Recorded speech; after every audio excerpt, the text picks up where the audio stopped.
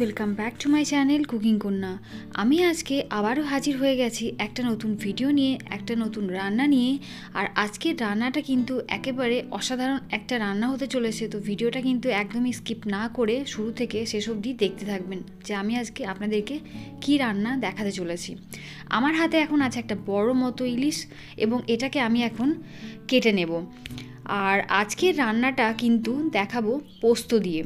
তো আজকে হবে পোস্ত ইলিশ মাছের একটা রেসিপি, যেটা আমি প্রথমবার বানাচ্ছি।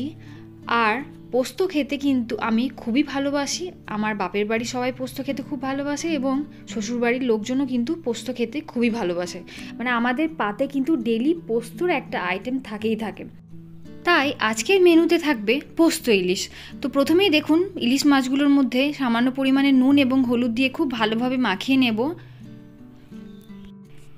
এর আগে পোস্ত সর্ষে দিয়ে ইলিশ মাছ বানিয়েছি, কিন্তু কখনো পোস্ত দিয়ে ইলিশ মাছ বানানো হয়নি। আজকে আমি প্রথম বানাচ্ছি এবং ভিডিওটাও আপনাদের সাথে শেয়ার করে নিচ্ছি। ভালো লাগলে অবশ্যই কিন্তু একটা কমেন্ট করে দেবেন, আর ভিডিওটা লাইক করতে, শেয়ার করতে এবং আমার চ্যানেলে যদি নতুন থাকেন তাহলে সাবস্ক্রাইব করতে কিন্তু একদমই ভুলবেন না।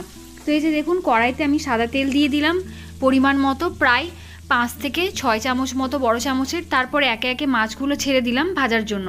এরপর এখানে আমি পোস্তটা পেস্ট করে নেব।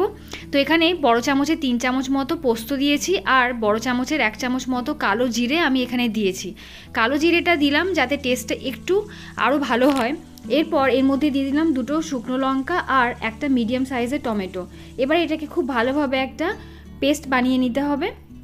তো এই যে পেস্টটা আমার তৈরি হয়ে গেছে। এরপর মাছগুলো দেখুন, এক পিঠ ভাজা হয়ে গেছিলো, আর এক পিঠ ভালো করে ভেজে নেব।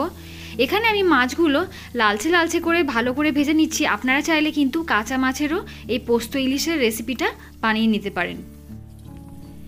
তো এই যে মাছগুলো কিন্তু 2 পিঠ আমার খুব ভালো করে ভাজা হয়ে গেছে। এখন আমি একটা প্লেটের মধ্যে তুলে রাখবো। এরপর ওই একই তেলের মধ্যেই যে পোস্তর পেস্টটা বানিয়ে রেখেছিলাম আমি দিয়ে দেবো।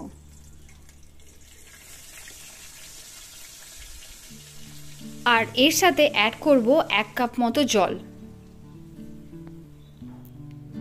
জলটা অ্যাড করা হয়ে গেছে। এখন স্বাদ মতো নুন আর বড় চামচে 4 ভাগের 1 ভাগ মতো হলুদ গুঁড়ো দিয়ে খুব ভালোভাবে এটাকে নেড়ে চেড়ে নিতে হবে এবং অপেক্ষা করতে হবে ঝোলটা ফুটে ওঠার জন্য। ঝোলটা ফুটে উঠে গেছে। এখন এর মধ্যে একে একে ভাজা মাছগুলো আমি দিয়ে দেব। হালকা নাড়াচাড়া করে নেবার পর 2টো চেরা কাঁচা লঙ্কা এর মধ্যে দিয়ে দেব। আরও 2 থেকে 3 মিনিট মতো এটাকে ফুটতে দেব, তাহলে কিন্তু এটা তৈরি হয়ে যাবে। তো এই যে দেখুন, মাছটা কিন্তু একেবারে রেডি হয়ে গেছে খাওয়ার জন্য। আর গরম গরম ভাতের সাথে এরকম যদি পোস্ত ইলিশ পেয়ে যায় তাহলে কিন্তু আর কিচ্ছু চায় না। তো আজকের ভিডিওর এখানে এন্ড করলাম। দেখা হচ্ছে পরের ভিডিওতে। টাটা।